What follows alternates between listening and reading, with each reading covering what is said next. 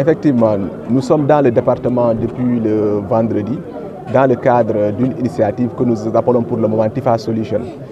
En fait, l'objectif, c'est de voir comment faire en sorte que le Tifa et le Ceratophyllum, de manière générale les plantes aquatiques, ne soient plus une contrainte pour les agriculteurs, mais pour d'autres populations, mais essentiellement pour les agriculteurs.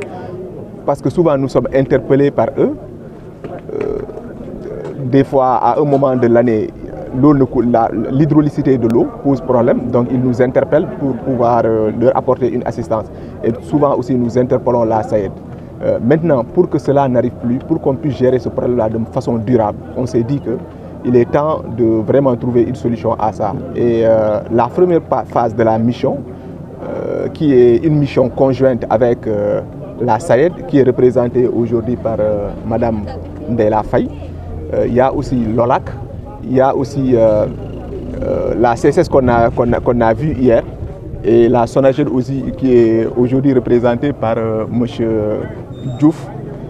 Donc, on a voulu fédérer nos énergies, en tout cas pour pouvoir apporter une solution concrète, parce qu'on sait qu'il y a beaucoup d'études qui ont été faites sur le Tifa, mais aujourd'hui, ce qu'il faut, c'est une action concrète pour régler ce problème-là.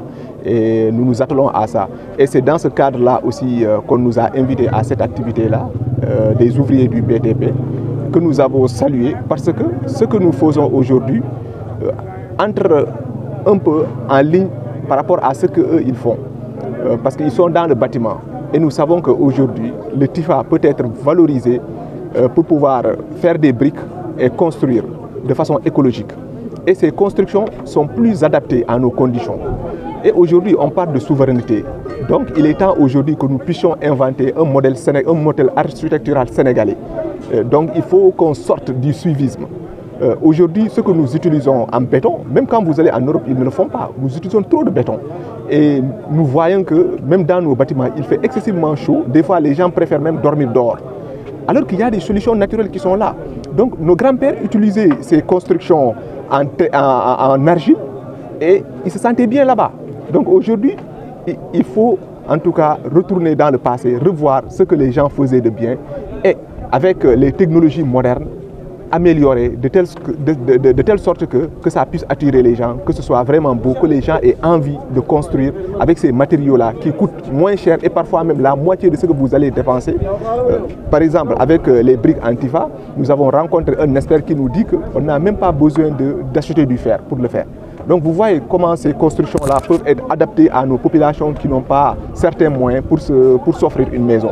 Donc aujourd'hui, nous avons voulu profiter de cette occasion-là pour les sensibiliser par rapport à ces solutions qui existent et aussi par rapport à notre disponibilité à les accompagner dans les besoins de formation. Et je discutais même avec Mme Faye qui me disait que dans le cadre du RSE, la SAED fait des constructions et aujourd'hui, ces ouvriers-là, s'ils sont bien formés, ils pourront gagner chez Marché-là pour pouvoir construire des hôpitaux à base de Tifa, des écoles.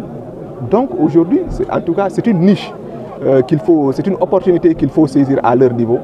Et c'est pour cela que nous avons été vraiment très heureux d'être là pour les sensibiliser et aussi vraiment les orienter vers ça. Nous avons aussi profité de l'occasion aussi pour lancer un message parce que en tant que Sénégalais, notre souhait c'est de ne pas utiliser des produits qui nous viennent d'ailleurs, mais des produits sénégalais, que ce soit dans le domaine du vestimentaire, que ce soit dans le domaine des chaussures et tout, mais quand même, il y a des choses à parfaire. Par exemple, les délais de livraison, il faut qu'ils fassent des efforts par rapport à ça, mais aussi par rapport à la qualité des produits aussi, il faut qu'ils fassent des efforts. Mais aussi, nous avons invité la population à être indulgente aussi, parce qu'on sait que, en fait, on ne naît pas aujourd'hui pour pouvoir marcher demain. Donc, il faut un temps, il faut aussi du matériel.